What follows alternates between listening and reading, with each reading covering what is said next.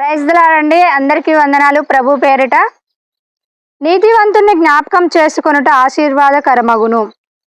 సామెతల గ్రంథంలో నీతివంతుని జ్ఞాపకం చేసుకొనుట ఆశీర్వాదకరమగునని వ్రాయబడి ఉందంటే అన్న రీతిగా మనం ఈరోజు అబ్రహాం లింకన్ గారి యొక్క జీవితం యొక్క సాక్ష్యాన్ని ధ్యానించుకుందాము.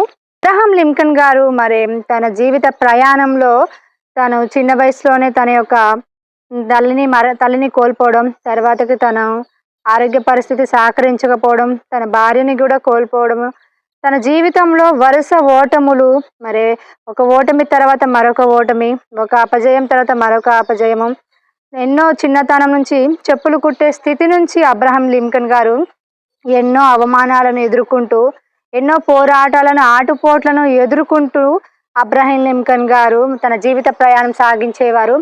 అయినప్పటికీ ప్రభు యందు విశ్వాసం ఉంచి ప్రార్థించుకుంటూ ఉండడమే కాకుండా మరి ఎన్నో వ్యాపారాలు చేసినప్పటికీ ఎదురు దెబ్బలు తగలడం, ఓటములు తగలడము, అయినప్పటికీ తను అమెరికా అధ్యక్షుడు కావాలనే ఒక తలాంతుతో ఆ తలాంతుతో ఉన్నప్పుడు అబ్రహాం లింకన్ గారు స్థానిక ఎన్నికలలో పోటీకి వేసినప్పుడు ఆ పోటీలో ఓడిపోవడం జరిగింది. అయినా నిరుత్సాహపడకుండా అతను రాజ్యసభకు సెనేటుకు పోటీ చేయడం జరిగింది. అక్కడ కూడా అపజయం జరిగింది.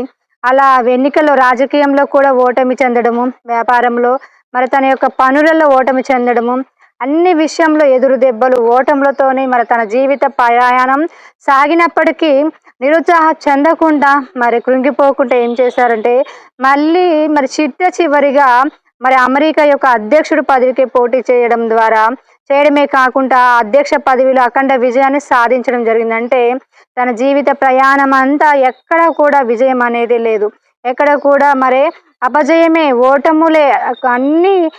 తనకు తన విషయం, కుటుంబ విషయంలో, ఆరోగ్య విషయంలో, అన్ని విషయంలో అలా ఉన్నప్పటికీ కూడా అబ్రహాం లింకన్ గారు నిరుత్సాహపడకుండా, నా వల్ల ఏం కాదులే అనుకోకుండా తన యొక్క అబ్రహాం లింకన్ గారు ప్రెసిడెంట్ అంటే అమెరికాకు 16వ అధ్యక్షుడిగా ఎన్నిక కావడం, అఖండ విజయాన్ని సాధించడం జరిగింది. అంటే ఓటమి కూడా తల వంచే విధంగా ఓటమిని కూడా జయించి విజయాన్ని సాధించాడు.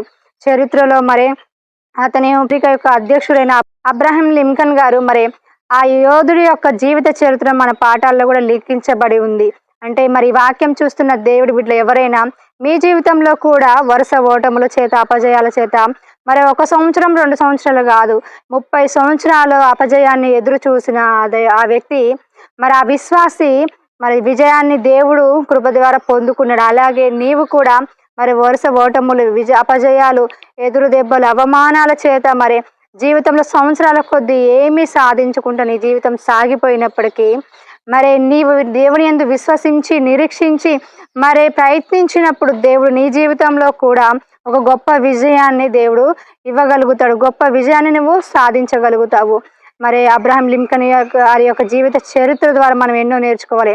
మన జీవితంలో సాధించే విజయాల ద్వారా కన్నా అపజయాల ద్వారా ఎన్నో దేవుడు మనకి నేర్పిస్తూ ఉంటాడు. మీ జీవితంలో కూడా మీ అపజయాల్లో, మీరు కష్టాలలో దేవుడు మీకు అనేక మర్మాలను, అనేక జ్ఞానం చేత నింపి మిమ్మల్ని విజయ పదం వైపు నడిపించడమే కాకుండా లింకన్ గారు తన యొక్క ఓటమి ద్వారా పొందుకున్న జ్ఞానం చేత తన జీవితంలో తను పొందుకున్న ఆ దీనత్వం ద్వారా తను ఒక మంచి అధ్యక్షుడుగా గొప్ప పరిపాలన చేయడం జరిగింది.